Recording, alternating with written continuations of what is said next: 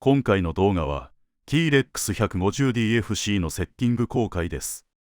この機体は3軸モードオンリーなので、設定がホバリングの安定性に影響します。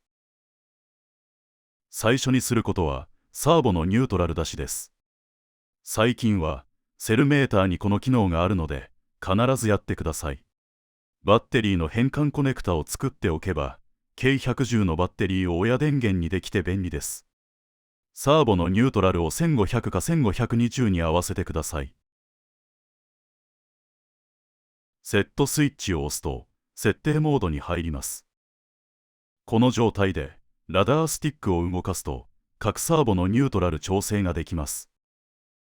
今回は調整ができている機体なので雰囲気でお届けします。セットスイッチを押すと設定できるサーボがわずかに上下して設定できるサーボの順番を教えてくれます。このニュートラル設定があるので最初にセルメーターの機能を使ってサーボのニュートラルを出す必要があるんです。ニュートラル出しを先にやらないとニュートラルがずれたサーボでも受信機ボードの設定モードで無理やりニュートラルを出すことになりますので後の設定がスムーズにいきません。この機体の場合はスワッシュレベラーがあると便利です。っていうかなんでレベラーを持っているかというとジャンク品についてきたんです。普通だったら買いません。ニュートラルが決まったらピッチを0ピッチにするためのモードに入ります。サーボが全部動きピッチを調整します。サーボのニュートラルが決まっていればそれほど動かすことはありません。最後の項目はラダーのヘッドロックジャイロが左右に流れる場合に調整する項目です。3回点滅がデフォルトでそれ以上いじる必要はありません。これで機体の設定は終わりです。150X に比べてシンプルで良いですよね。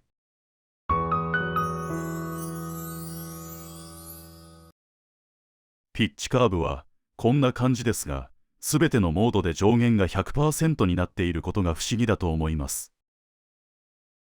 実はエンドポイント設定ですでにピッチの上限を決めてしまっているのです。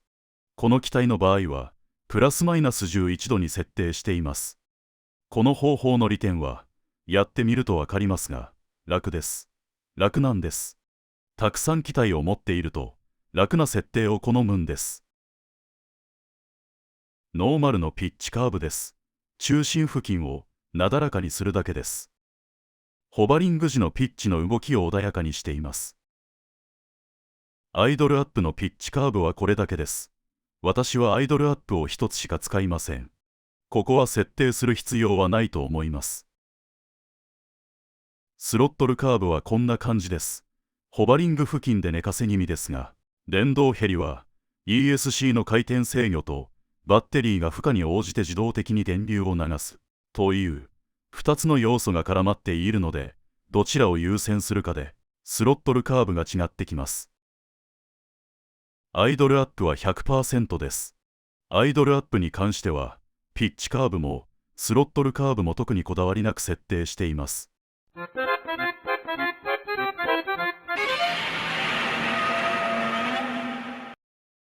次にデュアルレートですが、各舵の数値は変更してません。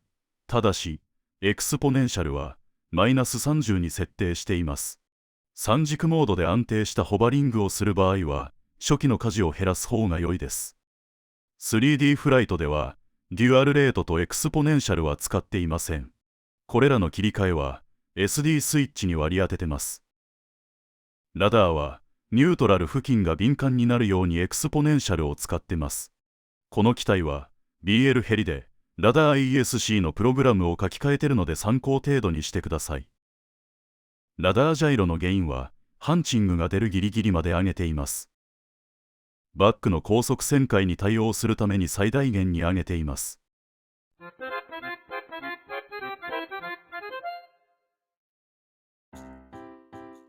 最後にエルロン、エレベーターのジャイロゲインですが、ホバリング中心なら最大限に上げてください。レートは少なめが良いでしょう。ちょうど両方のボリュームが水平になるぐらいですね。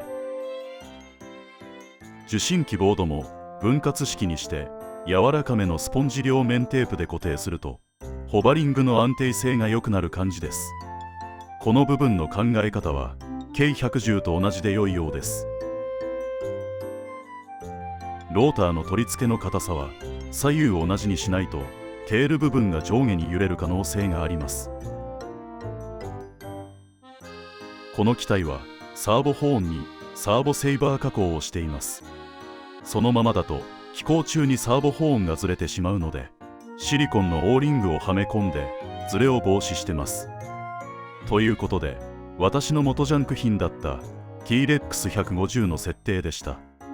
この機体は受信機ボードなしで3000円以下でしたが、迷わず購入してよかったです。プロポの設定はシンプルで簡素なのが私の基本です。機体がしっかり作られていれば、設定は適当でもある程度飛んでしまいます。プロポのデータに悩むよりも、シンプルに設定して飛ばして楽しんだ方が良いです。